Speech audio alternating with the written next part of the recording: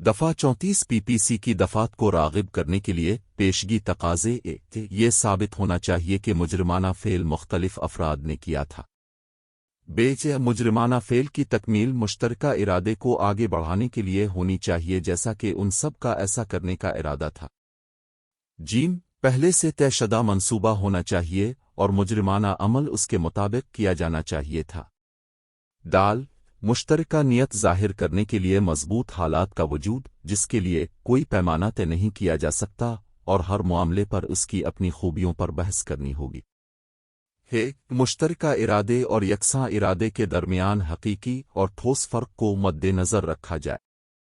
Advocate कैसर फारूक इस्तिग़ासा के सबूत की रिकॉर्डिंग के लिए एक मुनासिब तरीक़ाकार चार्ज की तश्कील के बाद CRPC के सेक्शन 265F में मुकर्रर किया गया है। मज़कूरा सेक्शन में कहीं भी मुमानत मौजूद नहीं है कि अदालत सिर्फ इस शख्स की गवाही रिकॉर्ड करने का पाबंद है जिसका बयान U/S-161 CRPC पुलिस ने रिकॉर्ड किया। वाक़ये के दौरान गवाह को चोट लगी और यहाँ तक कि इसका नाम भी गवाहों के कैलेंडर में झलक रहा था। मेडिकल ऑफिसर जिसने अपना तिब्बी कानूनी मुआयना किया उसने इसके ज़रिया लगने वाली चोट के मन घड़त होने के किसी भी इम्कान को मुस्तरद कर दिया। लिहाजा मज़कूरा गवाह के अलावा कोई और हक़ाइक़ से वाकिफ़ नहीं है और उसकी गवाही को महज उन वजूहात की बिना पर खारिज नहीं किया जा सकता है कि तफ्तीशी अफसर ने लापरवाही की वजह से अबदनियती के इरादे से अपना बयान U/S-161 CRPC।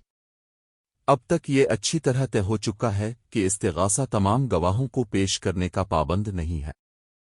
अगर अपील कुनिंदा को यकीन था कि ये गवाह इस्तिग़ासा के गवाहों की हिमायत करने के लिए तैयार नहीं था तो उसके पास अपने दिफा में इससे पूछ-गुछ करने यहाँ तक कि उसे अदालती गवाह के तौर पर तलब करने के लिए ट्रायल कोर्ट के सामने दरख्वास्त जमा करने के लिए काफ़ी मौका था, लेकिन महज इस बुनियाद पर दीगर ज़बरदस्त और एतमाद पैदा करने वाले इस्तिग़ासा के शवाहिद को मुस्तरद नहीं किया जा सकता।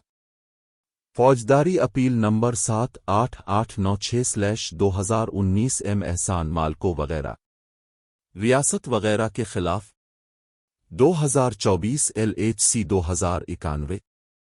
Subscribe us to see more video and link in description to see case and judgments.